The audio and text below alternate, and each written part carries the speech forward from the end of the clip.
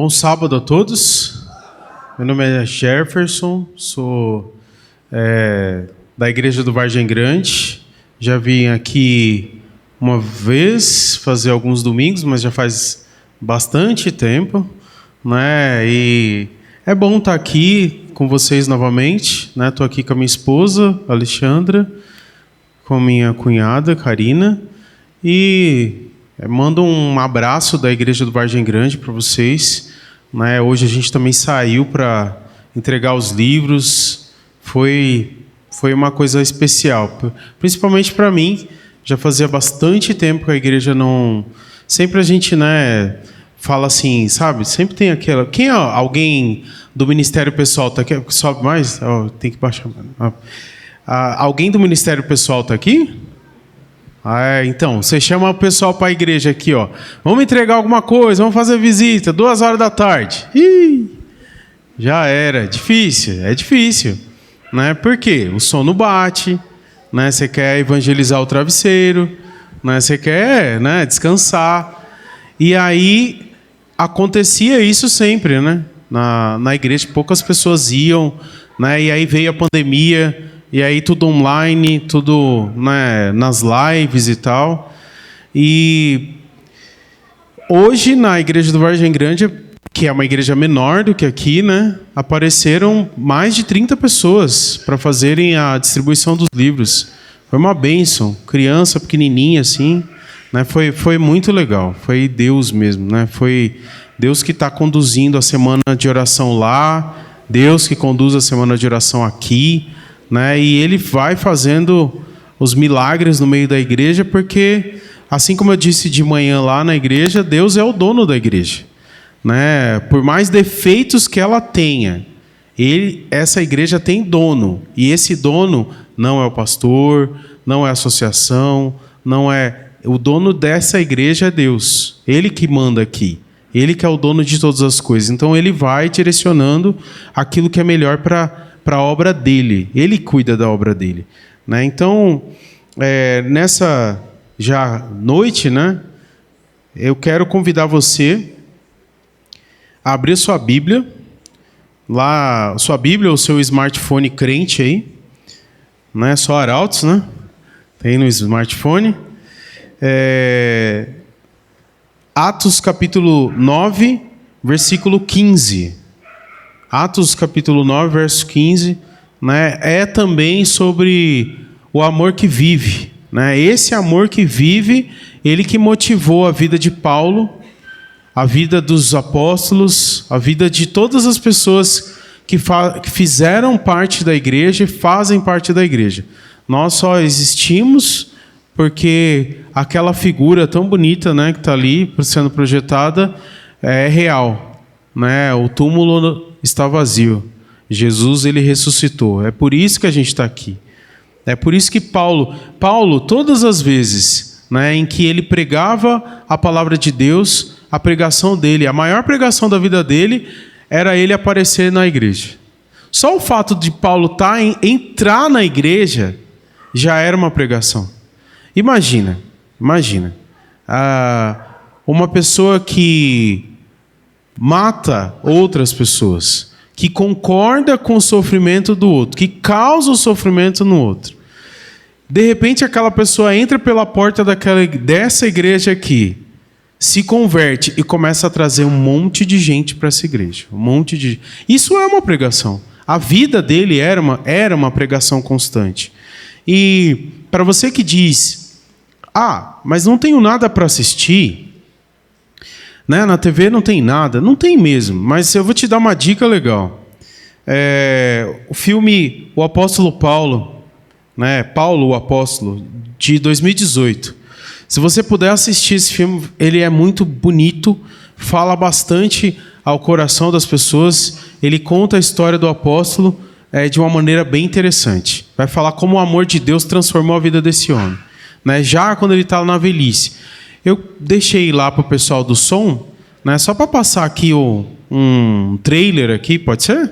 Vou passar um trailer aqui do filme que você pode assistir hoje à noite com a sua família. Paulo, o Apóstolo.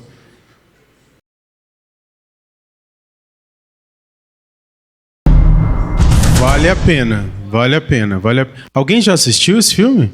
Vale a pena, vale muito a pena, né? Conta o finalzinho da vida de Paulo e é uma coisa transformadora, né? É uma experiência muito interessante, né? Em Atos, capítulo 9, versículo 15, diz assim, estou sem óculos, hein? Mas o Senhor lhe disse, vai, porque esse é para mim um instrumento escolhido para levar o meu nome perante os reis.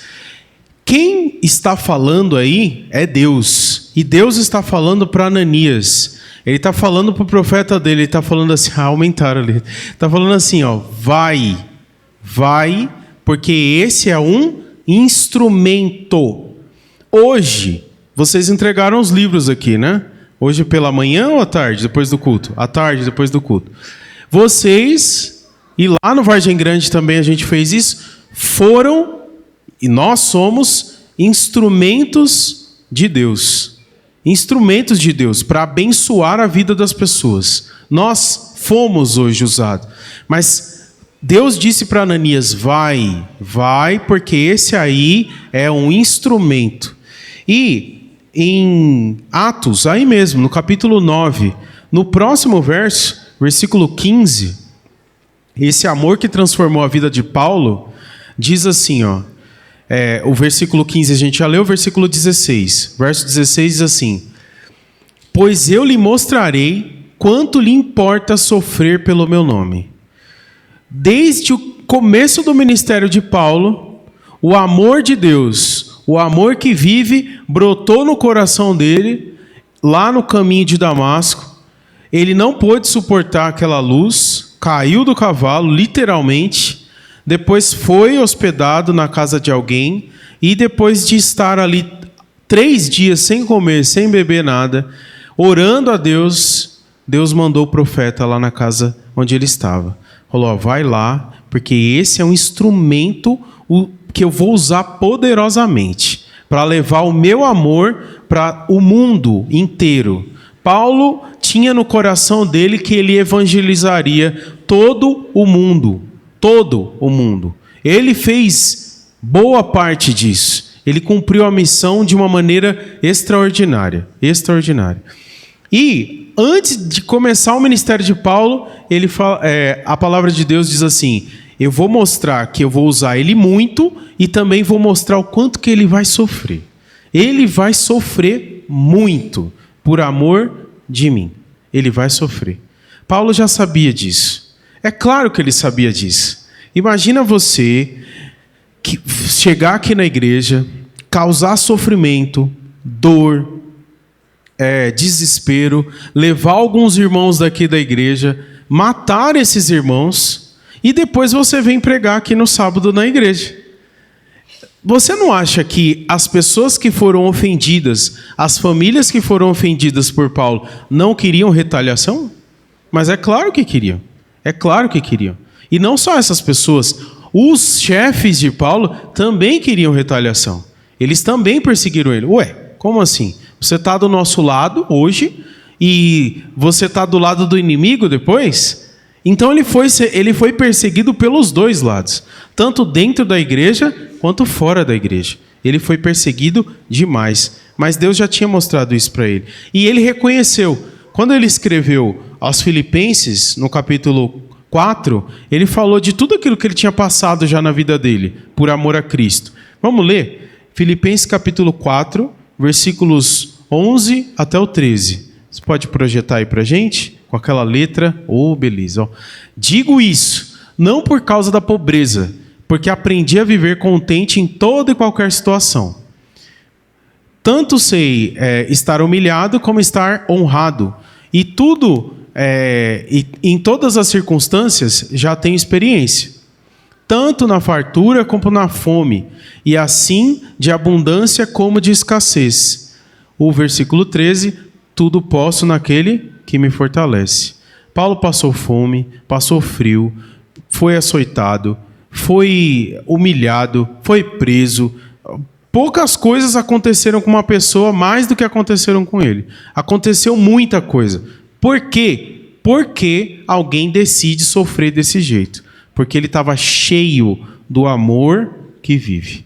Paulo estava cheio desse amor. Nada ia impedir de que ele pregasse o evangelho para quem quer que fosse. Ele estava cheio. Paulo, né, e aí você vai conhecer um pouco, se você assistiu o filme, claro, você não é obrigado, mas se você assistiu ou se você lê o Espírito de Profecia, né, o livro Atos dos Apóstolos, e o filme conta como o livro que Lucas, o livro da Bíblia, o livro Atos dos Apóstolos da Bíblia foi escrito. Né, Lucas, ele está lá na cela, ele escreve o livro Atos ali. E no livro da Ellen White, Atos, conta, né, um pouco da história de Paulo, do seu ministério, e fala do quanto que ele sofreu. Mas ele não tinha limites. Ele realmente não tinha limites. Pessoas dentro do Império Romano que prendeu Paulo e que condenou ele à morte foram convertidas pelo testemunho desse homem. Os guardas respeitavam Paulo, porque sabiam que ele era um homem de Deus. As pessoas que batiam, açoitavam, sabiam que aquele ali era um homem de Deus. Ninguém, a vida dele era sempre e foi, até hoje é uma pregação. Mas a vida dele não foi sempre assim. Atos capítulo 8, versículo 1, do 1 até o 3, nos diz assim, ó, Atos capítulo 8, do versículo 1 até o 3. Saulo consentia na morte. Naquele dia, levantou-se grande perseguição contra a igreja em Jerusalém e todos, exceto os apóstolos, foram dispersos pelas regiões da Judéia e Samaria. Alguns homens piedosos sepultaram Estevão e fizeram grande pranto sobre ele. Saulo, porém, assolava a igreja, entrando pelas casas, arrastando homens e mulheres, encerrava-os no cárcere. Olha o que ele fazia. Ele entrava dentro da casa dos irmãos, arrastava os irmãos pelo cabelo, pela roupa, e ou apedrejava, ou mandava apedrejar, como fez com Estevão. Ele consentiu com a morte, ele era um dos responsáveis. Depois que Estevão foi apedrejado, as roupas dele foram colocadas aos pés de Paulo. Significa que ele que mandou, ele era o autor do crime. A palavra de Deus é muito clara. A palavra de Deus só é a palavra de Deus porque ela não esconde o pecado de ninguém. Ela não passa a mão na cabeça de ninguém. Paulo pecou. Antes ele era Saulo e ainda como Paulo ele continuou pecador. Nós somos pecadores. Todos nós que estamos aqui. Ninguém é melhor do que os que estão lá fora. Ninguém aqui é melhor do que estão lá fora. A gente é pecador, assim como os outros. Mas o amor que vive nos chamou para alguma coisa especial. Por quê? E eu sempre me pergunto isso. Por que eu estou aqui e não é uma outra pessoa que está aqui no meu lugar? Poderia ser qualquer outra pessoa. Poderia ser uma infinidade. O mundo é muito grande. Poderia ter uma infinidade de pessoas no seu lugar sentado aí. Por que você está aqui hoje? Por que eu estou aqui hoje? Qual é o objetivo de Deus em colocar você aqui? É o mesmo objetivo que Deus tinha na vida de Paulo. Olha, vai lá, chama ele, ora por ele, porque ele é um instrumento. Então você, nós estamos aqui porque nós somos instrumentos para levar o amor que vive. Esse sermonete, ele vai terminar, que a gente vai ler os últimos versos, sobre a disputa que existe. Paulo ele foi convertido, ele estava no caminho. Em Romanos capítulo 7, ele fala um pouco dessa luta que existia ainda dentro dele, com certeza, porque ele não deixou de ser pecador. Mas Romanos capítulo 8, versículo 37, nos diz assim, vocês estão acompanhando ali também? Olha que legal, eu nem tinha visto ali. Romanos capítulo 8, verso 37 diz assim, em todas essas coisas, porém, somos mais que vencedores, por meio daquele que nos amou. Você está aqui porque você já é vencedor.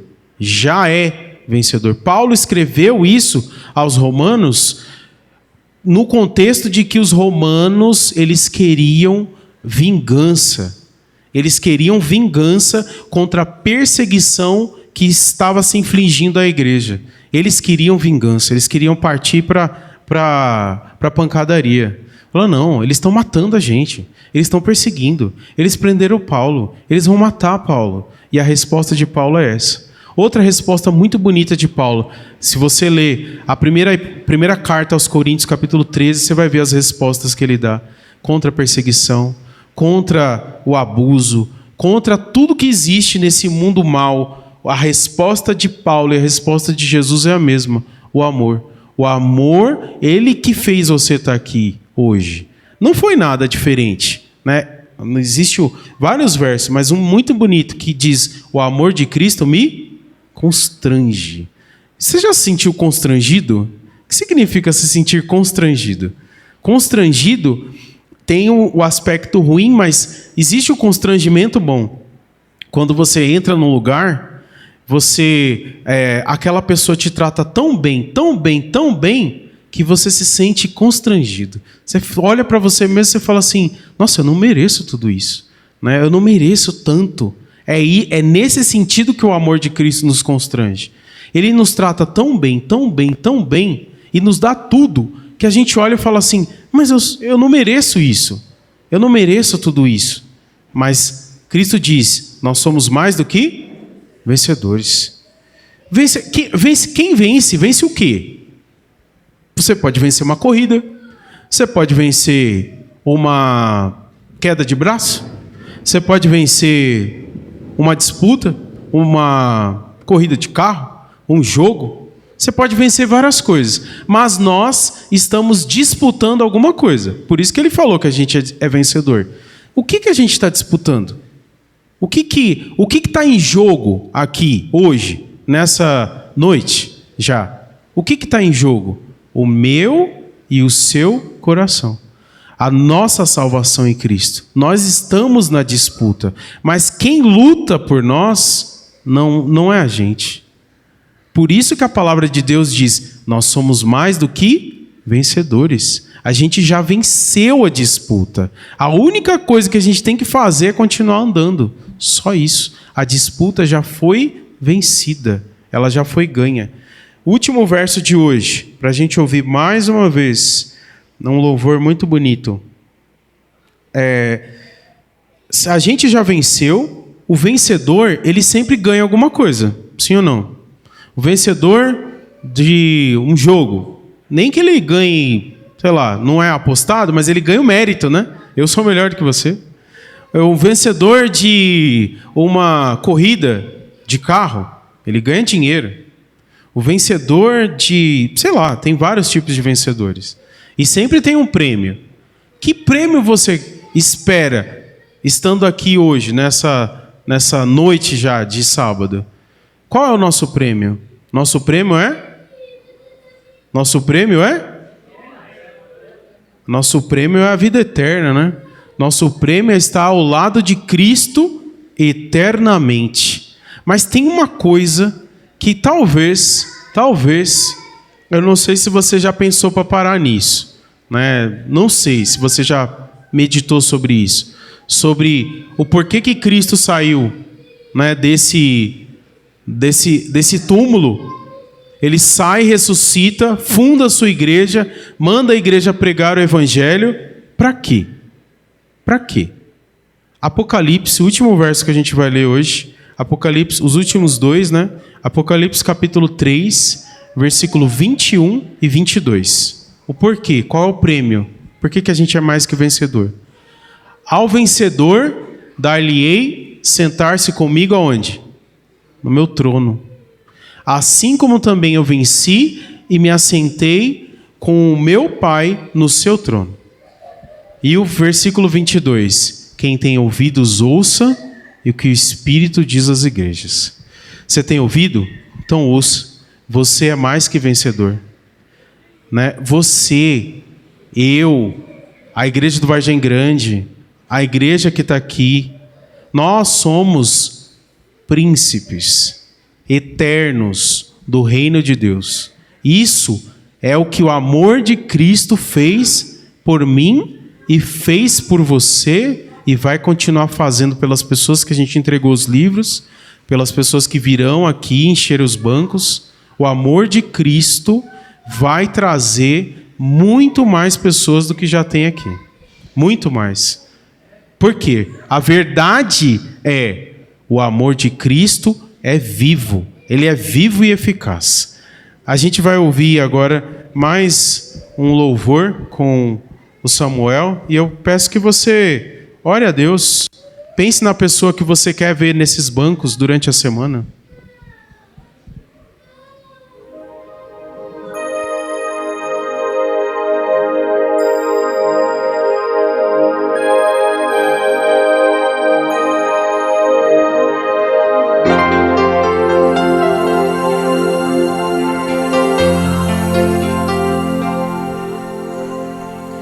Sonhei que fui pro céu, um sonho tão real. Nas ruas de ouro eu andei, num lago de cristal. Ouvi um coro de anjos e eu também cantei. Foi quando o jovem me tocou, chamou meu nome e eu olhei. Me perguntou: você não lembra mais da igreja do interior? Eu era só um menino ali, você o meu pastor. Você me ensinou a orar e me falou da cruz. Um dia então você orou e aceitei ao meu Jesus. Obrigado por dar-me pro Senhor. Hoje eu estou transformado. Obrigado por dar-me pro Senhor. Hoje eu sou tão feliz.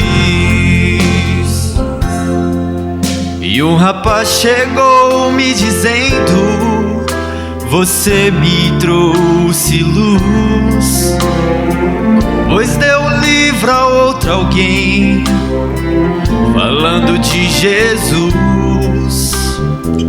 Jogaram fora o livro, encontrei e o li. Jesus tocou o meu coração e por isso estou aqui. Obrigado por dar-me pro Senhor. Hoje eu estou transformado. Obrigado por dar-me pro Senhor. Hoje eu sou tão feliz. E um a um foram vindo, formando uma multidão. Vidas ganhas porque orei, tive fé e compaixão. Coisas simples e grandes que a vida ocultou. Na terra ninguém viu, mas o céu os revelou. Eu sei que lá no céu ninguém irá chorar, mas acho que senti uma lágrima rolar. Jesus então chegou, tocou em minha mão, disse: filho, obrigado por dar teu coração. Obrigado por dar-me pro Senhor. Hoje eu estou transformado. Obrigado por dar-me pro Senhor. Hoje eu estou tão feliz. Obrigado por dar-me pro Senhor. Hoje eu estou transformado. Obrigado por dar-me pro Senhor. Hoje eu sou tão feliz.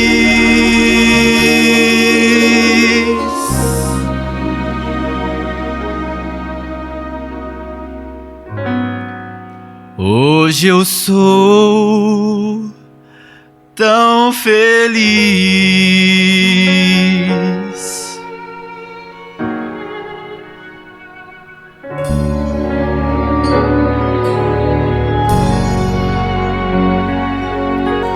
Vamos orar?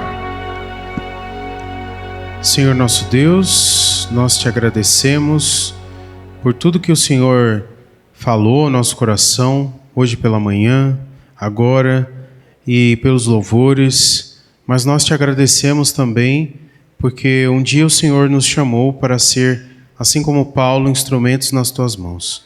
Por favor, Senhor, que esse amor que enche nossa vida transborde para os nossos familiares, para as pessoas que estão ao nosso redor, e que essas pessoas, elas tenham encontro contigo, que mudem suas vidas e que sejam transformadas pelo poder da tua palavra.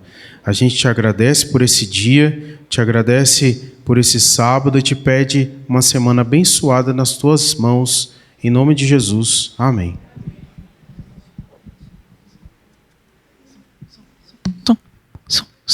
Eu quero agradecer ao Jefferson. É tão estranho chamar o professor de Jefferson, porque eu vejo que ele quase todo dia ele é meu professor, para quem não sabe, na escola. Mas eu quero agradecer por você ter vindo, que Jesus continue te abençoando. Obrigado. Que você possa voltar mais vezes. E desejo ao seu irmão ao lado uma boa semana e que vocês possam estar aqui no próximo sábado às 5h30.